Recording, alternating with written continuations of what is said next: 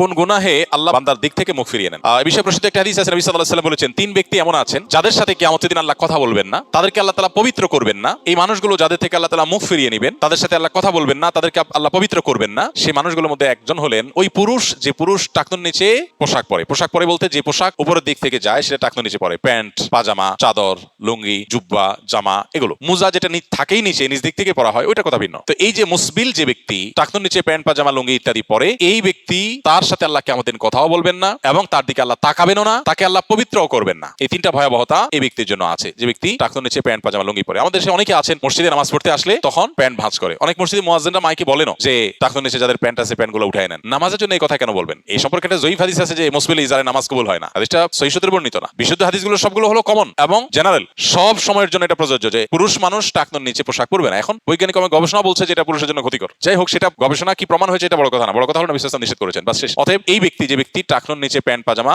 লুঙ্গি, জুব্বা ইত্যাদি পরে, এই ব্যক্তি থেকে আল্লাহ কিয়ামতের মুখ ফিরিয়ে নেবেন। খুবই ভয়াবহ কথা। দুই নম্বর হলেন ওই ব্যক্তি, যে ব্যক্তি কাউকে দান করে খোঁটা দেয় অথবা যাকে দান করেছেন তাকে নানার কথা দিয়ে কষ্ট দেয়। দান করেছেন, আল্লাহর কাছে আশা করবেন এর বিনিময়। যাকে দান করেছেন তার সাথে আপনার কোনো আলাপ থাকবে না। দান করে খোঁটা দিলেন, কষ্ট দিলেন, খোঁচা মেরে কথা বললেন, এগুলো বললে আপনি আল্লাহ তাআলার দৃষ্টি থেকে সরে যাবেন কিয়ামতের ময়দানে। নাম্বার 3, ওই ব্যবসায়ী, যেই ব্যবসায়ী তার পণ্য বিক্রি করতে গিয়ে মিথ্যা শপথ করে। এখন তো ঘরে ঘরে ভাই আল্লাহর কিরা, এটা কিনা পড়ছে এত, ভাই কিনতেও পারে না এত টাকা দিয়া, ঢা মিথ্যা কথা। তো এই ব্যবসায়ী যে তার পণ্য বিক্রি করার প্রয়োজনে মিথ্যা শপথ করে ক্রেতাদের সাথে, কাস্টমারের সাথে, তার দিকে আল্লাহ তাকাবেন না, তাকে পবিত্র করবেন না এবং কিয়ামতের দিন আল্লাহ রাব্বুল আলামিন তার সাথে কথাও বলবেন না। আল্লাহ আমাদেরকে এই সমস্ত বদগুণ, খারাপ গুণ থেকে, চরিত্র থেকে হেফাজত করার তৌফিক দান করুন।